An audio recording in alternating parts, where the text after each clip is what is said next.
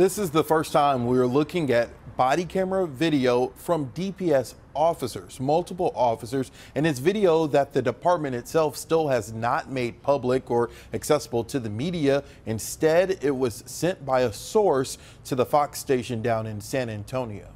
What are we waiting on? Does anybody know if we clear this room completely? Are they waiting on us? Newly obtained body camera footage worn by 3 Department of Public Safety officers shows the personal fears and hesitation by law enforcement after a gunman entered Robb Elementary School in Uvalde and slaughtered teachers and children.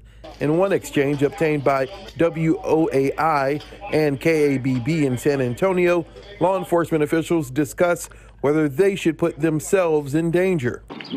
What's the safest way to do this? I'm not trying to get clapped out. I know I called Mike, and I know he's SRT, so I think they got notified, so they'll be on their way too. But I know that this is like something that needs to be done like ASAP. And I also don't like standing right by the windows where we can get shot, bro. Thursday, DPS Director Steve McCraw defending his agency and calls for him to resign. If DPS as an institution failed the families, failed the school, or failed, the community of Uvalde, then absolutely, I need to go.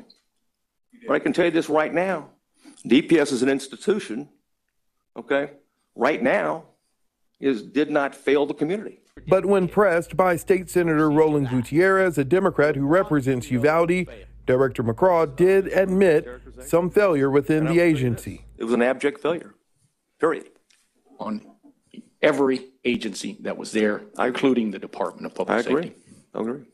It's not enough for families of some of the victims in Uvalde who dressed down McCraw for 15 minutes during public comment at the start of the meeting. Keep talking in circles and doing all that mess and everything. And listen, you can get irritated all you want. I lost my damn son.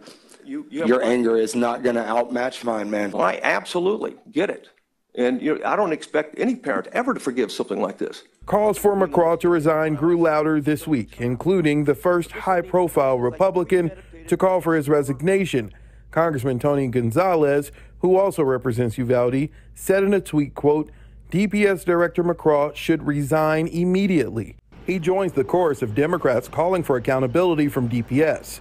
It's refused to release body camera footage and other materials involving the 91 DPS officers who responded May 24th. Even the body cam released this week did not come directly from DPS. But it does show the actions of former DPS Sergeant Juan Maldonado, who was fired last week. Now, this is so sad, dude, that he shot kids, bro. Now, Maldonado is one of at least 7 DPS officers, including a Texas Ranger, that is under investigation. Again, he was fired last week. Also, the chief of the Texas Rangers, we learned yesterday, retired a month ago, and his number 2 in command also retired.